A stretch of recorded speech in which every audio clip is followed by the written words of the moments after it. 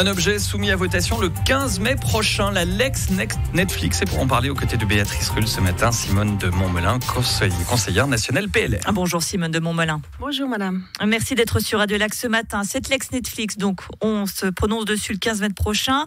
Elle prévoit que 30% des offres des plateformes soient des films et séries européennes et que 4% de leurs recettes en Suisse aillent à la production individuelle nationale, films ou séries, ainsi que pour une petite part à sa promotion. Donc voilà pour le cadre de cette loi.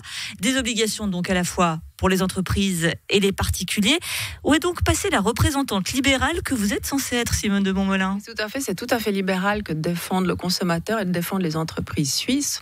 Aujourd'hui, nous avons une disparité entre ce qui se développe autour de nous, dans les pays avec qui nous collaborons, notamment la France, l'Allemagne, l'Italie, mais la Belgique aussi, pour le développement du secteur audiovisuel en général.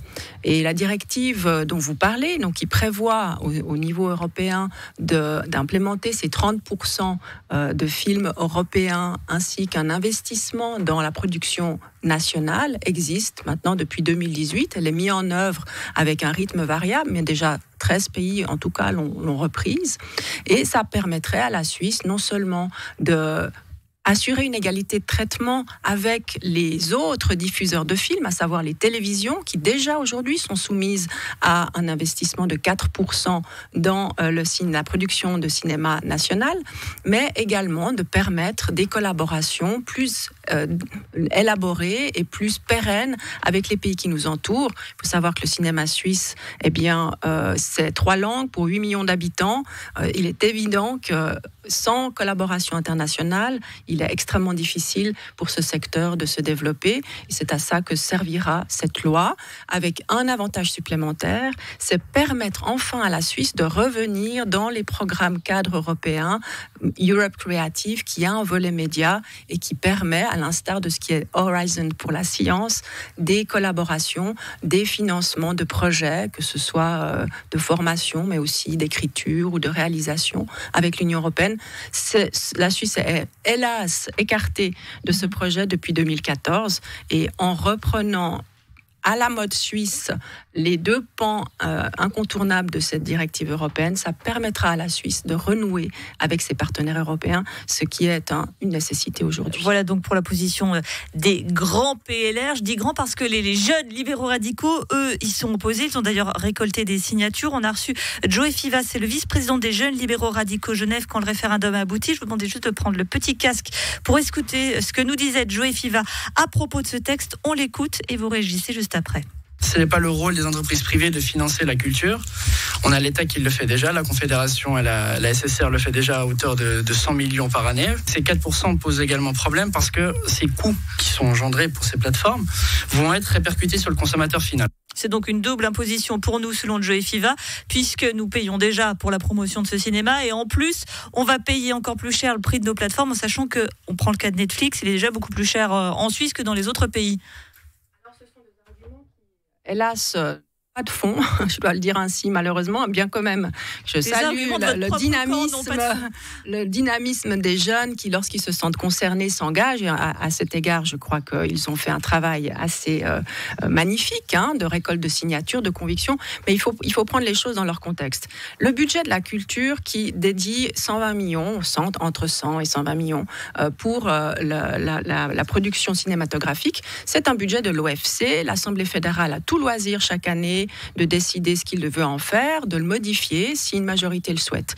Mais c'est l'Office fédéral de la culture qui décide comment ce budget est utilisé, à quelle fin, quelles sont les conditions avec lesquelles on peut utiliser ces moyens. La SSR a d'ailleurs une mission à assumer. Elle va faire des productions pour atteindre cette mission et atteindre un public cible qui est tout à fait local. Ce dont nous parlons ici, ce n'est pas ça. C'est ni une taxe, ni un impôt. C'est un mécanisme de financement qui fera en sorte que les entreprises... on paye quand même, alors vous pouvez l'appeler comme vous voulez. Le consommateur ne paye pas, le contribuable ne paye pas. Ce sont les entreprises de streaming qui font des partenariats avec des PME suisses de production pour pouvoir réaliser un certain nombre de supports qu'elles utilisent directement. Donc elles ont un intérêt immédiat dans non seulement le choix des projets qu'elles vont mener, mais ensuite leur valorisation sur leur plateforme de streaming. Mais pardonnez-moi, est-ce que ça, le fait de valoriser les productions suisses, est-ce que c'est pas assez producteurs finalement de convaincre ces grandes plateformes qu'elles produisent des produits de qualité. Prenez par exemple les productions scandinaves. Il y en a beaucoup sur Netflix. Je suis pas sûre que par exemple la Norvège ou la Suède ait beaucoup plus de poids face à Netflix que nous. Pourtant ils y arrivent. Est-ce que c'est pas une prime à la médiocrité finalement que de faire ça? C'est-à-dire que nous collaborons avec la France, avec l'Allemagne, avec l'Italie. Lorsqu'une coproduction, et en Suisse romande, 1 sur 2 productions est une coproduction internationale, en priorité avec ces pays avec qui nous avons une communauté de destin, de langue, de culture. Eh bien, s'il n'y a pas de mécanisme de financement, ce que fait Netflix, eh bien, ils disent très bien, nous allons produire avec des collaborations avec la Suisse, sauf que la réalisation se fera en France ou se fera avec des équipes italiennes parce que nous avons des obligations d'atteindre nos objectifs d'investissement dans ces pays.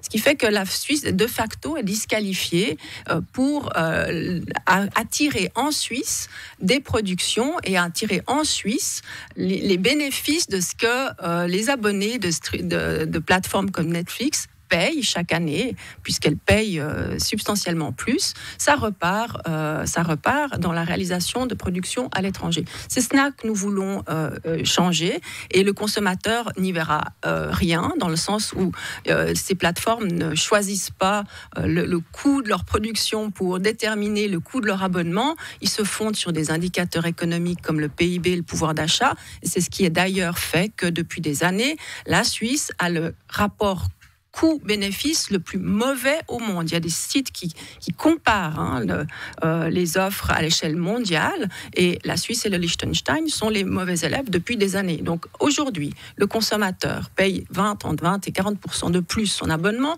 pour un catalogue qui est bien en dessous de ce qui est disponible pour d'autres pays. Merci beaucoup Simone de Montmollin, conseillère nationale PLR. Et si jamais la loi passe et que mon abonnement Netflix augmente derrière, je vous envoie la facture, c'est promis. Merci d'avoir été sur Radio Lac ce matin.